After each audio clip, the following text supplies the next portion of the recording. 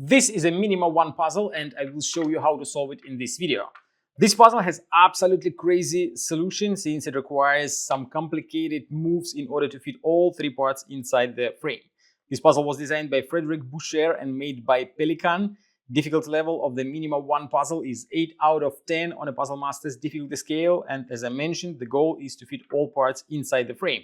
But the frame is quite interesting. There is a huge cutout right here, there is another one here, and there are two weird cutouts here and here. They're weird because they are placed somewhere between the parts. As you can see, if you put these two inside, the cutout is kind of in the middle, and you will find why they are placed in such a weird way when you will see the solution of the puzzle.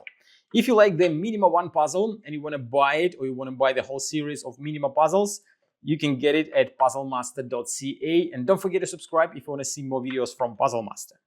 And now I will show you how to solve the puzzle.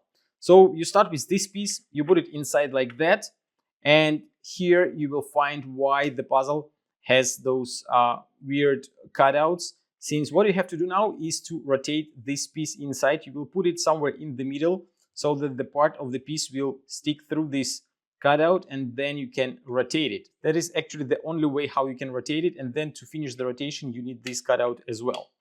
And the piece is inside. Next one will be this one. You have to fit it like that, but then you will see that you move it just a little bit and you have to put it in a different way. So to do that, you have to rotate it as well. And this rotation is much more difficult since you have to rotate it like that. Then you move it all the way to the left and stick through this cutout out like that. And then you will have just enough space to fit the last piece down inside. And then this goes in. And that's how you solve the Minima 1 puzzle. As you can see, all the cutouts are covered.